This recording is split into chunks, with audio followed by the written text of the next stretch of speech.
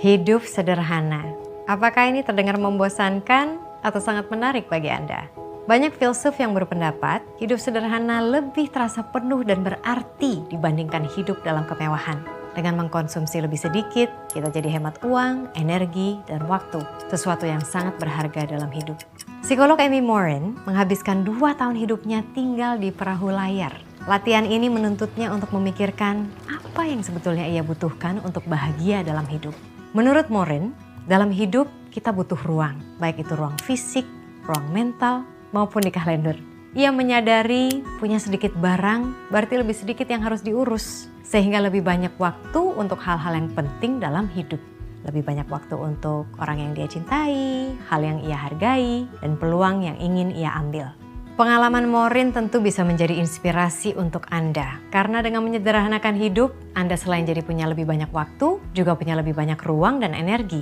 Semakin banyak ruang yang Anda punya, semakin bebas Anda menikmati hal-hal dalam hidup Anda.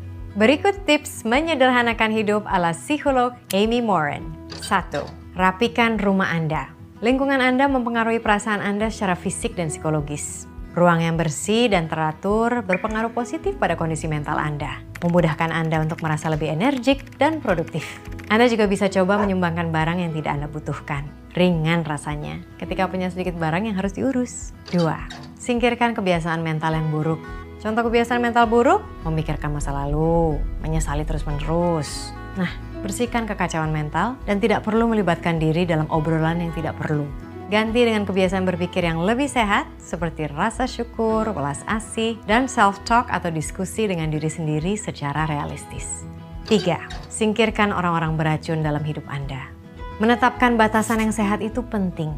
Belajar untuk mengatakan tidak dengan ramah namun asertif. Pilih-pilih orang di sekitar Anda.